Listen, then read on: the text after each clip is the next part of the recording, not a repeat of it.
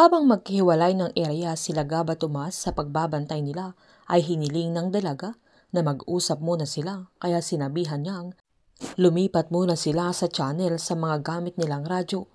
Sinabihan ng dalaga na nababagot siya kaya gusto niya ng makakausap dahil siya lang ang medyo nakakaaliw sa team nila kaya inasar naman ni Tomas na si Gab lang din ang naaaliw sa kanya.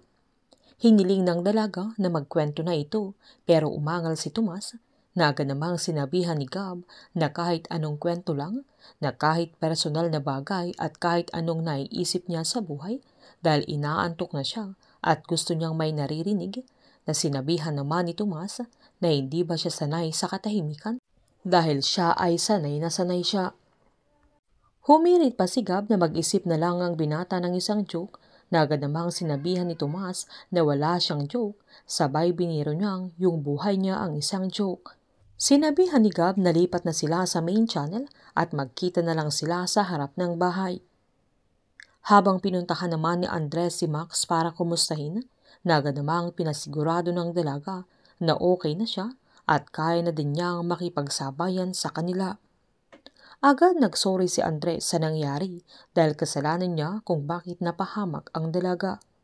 Sinabihan naman ni Max na hindi niya yun kasalanan, lalo't desisyon din niya yun at parte ng trabaho nila.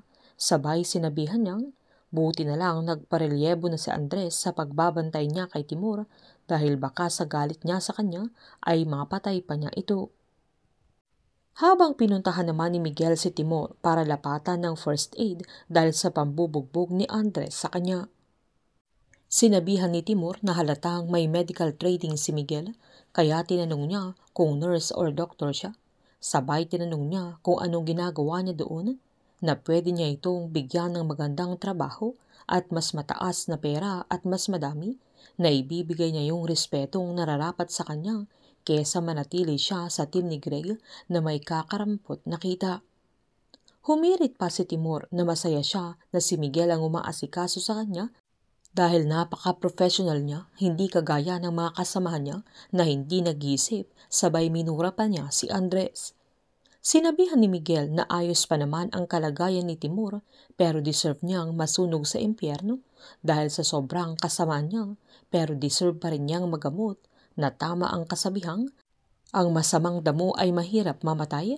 Sabay tinanong niya kung anong pinagsasabi niya kay Andres tungkol sa kapatid niya, na agad namang sinabihan ni Timur na wala siyang sinabing masama kaya hindi niya kailangang mag-alala, na dapat mas concern siya kung ano ang kaya niyang gamin, na pwede niya itong mabigyan ng isang pabor kapalit ng pagpapatakas niya sa kanya, na kailangan niya ang isang tulad niya na isang manggagamot at isang mamamatay tao. Sabay inalok niya ng pera at babae or anuman ang hilingin ni Miguel ay kaya niyang ibigay. Dahil sa mga sinabi ni Timur ay mas nanggigil si Miguel, na agad niya itong sinabihan na ang gusto niya ay itikom na niya ang bibig niya, sabay kinuha niya yung ice bag at nilapat at diniin niya sa mga pasa ni Timur sa kanyang mukha. Habang walang kaalam-alam sila Greg na nasa paligid na nila yung mga re-rescue kay Timur, na nasundan na yung hideout nila habang nasa labas si Gab at papunta na sa harap ng bahay. Biniro ni Tomas na nagpapanggap na may kalaban sila kaya naging alerto si Gab, lalo na nang magpanggap ang binata na parang nasasakal ito, na dinig ni Gab kaya nainis siya nang malamang niloloko siya ni Tomas. Nang nasa harap na sila ng bahay ay pinagsabihan ni Gab na hindi yun nakakatawa at hindi yun dapat sa misyon nila. Nagulat naman si Gab nang magsisulputan na ang mga kalaban nila, na pinagbababaril na ang mga ito kaya gumanti sila ni Tomas. Nagulat din sila Greg, JB, Andres at Max, maging si Miguel na nagbabantay kay Timur, pero masaya si Timur nang marinig niya ang mga putukan dahil alam niyang parating na ang mga kukuha at magtatakas sa kanya.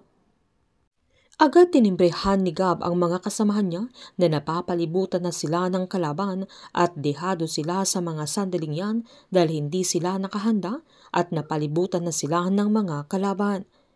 Tuluyan na kayang makakatakas si Timur at sino ang trumatraidor sa incognito na kaanib ng militar?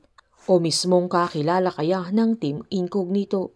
Painit ng painit ang mga tagpo, sabay-sabay po nating subaybayan ang advance episode ng Incognito dito lamang po sa aking channel. Patuloy lamang pong manood at mag-subscribe para ma-update po kayo sa mga susunod na episode. Marami pong salamat.